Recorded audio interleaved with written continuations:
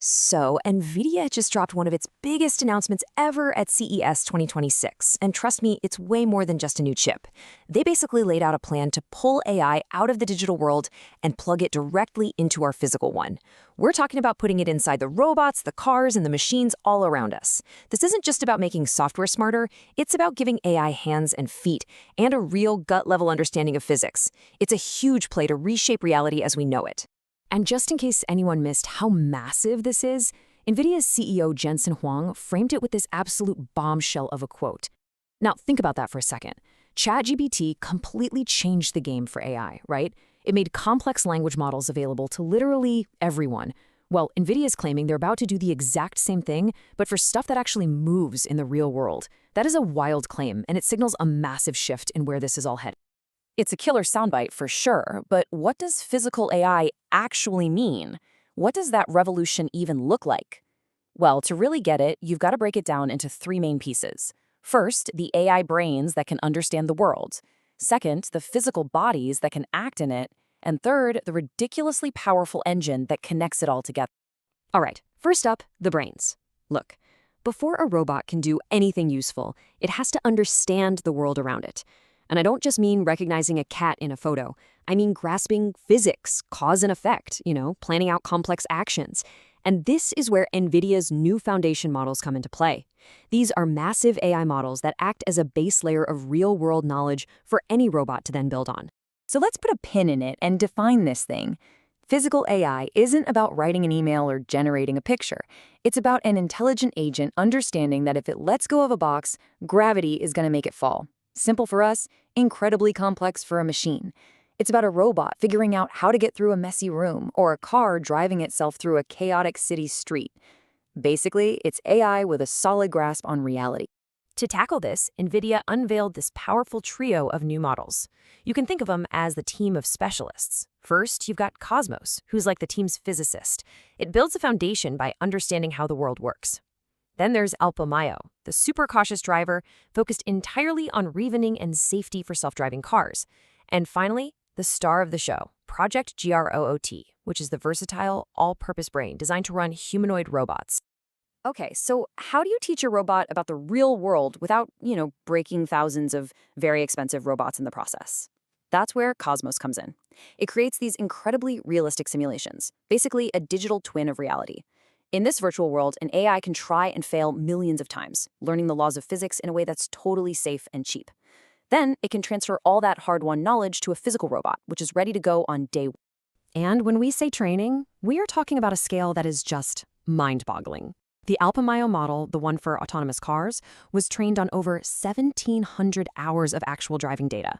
That's not just about seeing lane lines. That's about absorbing enough information to learn how to reason, how to predict what a human driver might do next, and how to make those split-second safety decisions. That is the kind of scale you need to build a self-driving car you can actually trust. And then we have Project GR00T. Now this is a huge deal. The name stands for Generalist Robot 00 Technology, and it's not a model for just one boring, repetitive task. Nope. This is a general-purpose brain designed for humanoid robots. And the goal is absolutely incredible, to create a robot that can learn a new skill just by watching a person do it once. I mean, just imagine the possibilities in factories, warehouses, maybe even our homes one day. Okay, so we've got the AI brains. They're smart, they understand physics, but a brain without a body can't really do much, can it? So that brings us to the next critical piece of this whole puzzle, the actual physical robots and the massive network of partners who are bringing this AI to life. And here's the thing, NVIDIA isn't trying to build all these robot bodies themselves. No way. They're creating a global ecosystem. Just look at this list. It's got everyone from the cutting-edge robotics wizards at Boston Dynamics to industrial giants like Caterpillar to consumer electronics companies like LG. They are all plugging into NVIDIA's platform to build their own next-gen intelligent machines. And this quote right here is the absolute perfect analogy for what NVIDIA is doing, the Android of AI. Think about it. Remember how Google's Android software created a common, open platform for any company to build a phone on? NVIDIA is doing the exact same thing, but for robotics. They provide the core AI operating system, which lets all those other companies focus on what they do best, building amazing hardware. It's a strategy that's going to light a fire under the entire industry. Of course, having these super advanced brains and super capable bodies is great, but they need a phenomenal amount of power to run. This new kind of AI demands a whole new class of computer hardware, from the giant data centers where the models get trained, all the way down to the tiny, super efficient chips that have to live inside the robots themselves. And this slide lays out their whole cloud-to-robot solution perfectly. It's really a three-step flow. First, up in the cloud, you've got the Rubin platform for that massive-scale AI training. Second, you use Isaac Sim to test and validate your AI in that digital twin world. And finally, you deploy that polished AI onto the Jetson Thor computer, a powerful little chip that acts as the robot's onboard brain, making all its decisions right there on the edge, in real time. And the whole point of creating this end-to-end pipeline is simple: speed. Before, developing a truly intelligent robot was this incredibly chaotic and difficult process. By providing the entire toolkit from the cloud all the way down to the chip, NVIDIA is basically creating a superhighway for development. It makes it so much faster and cheaper for anyone, not just the giant companies, to build and deploy advanced robots. And that's how you kickstart an absolute explosion of innovation. So let's pull it all together. We've got the intelligent brains that get physics.